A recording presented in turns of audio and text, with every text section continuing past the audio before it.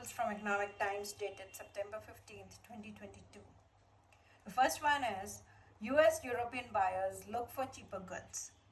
US and European importers of merchandise like bags, apparel, and jewelry are asking their Indian suppliers to ship cheaper products as the purchasing power of inflation battered consumers in those markets has declined.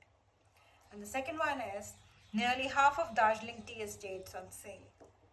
Nearly half of Darjeeling's tea estates, numbering around 35 to 40, are up for sale as planters are unable to run the operations smoothly in the absence of international buyers from Europe and Japan who used to buy good volumes of Darjeeling tea and increasing production costs.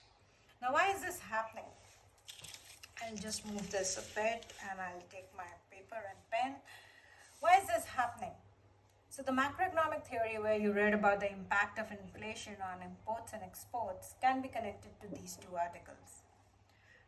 The theory says that due to high inflation in a country, so if a country is experiencing high inflation, according to the theory, what happens is that the domestic demand for goods and services fall because the prices are high for goods and services fall.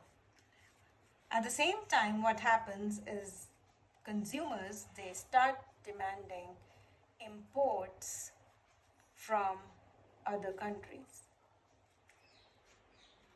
if imports are cheaper.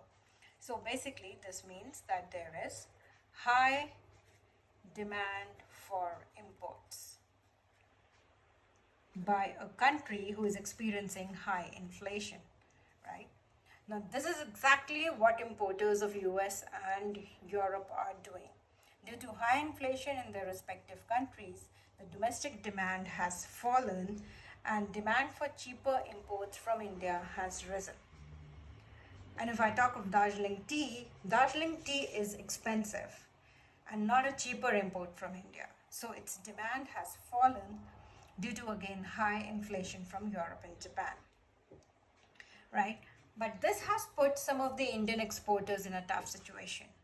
Exporters of Darjeeling tea and apparel are facing high cost of production, and so they are reluctant to slash prices, impacting their business adversely. Right? So inflation in one country, how that impacts not only the domestic demand, but also the foreign demand and the foreign businesses can be seen from these two articles. So I'll just repeat again. So how inflation impacts not only demand for goods and services, but also the economic condition of exporters and importers globally can be witnessed from these two articles. Thank you and see you next time. Bye-bye.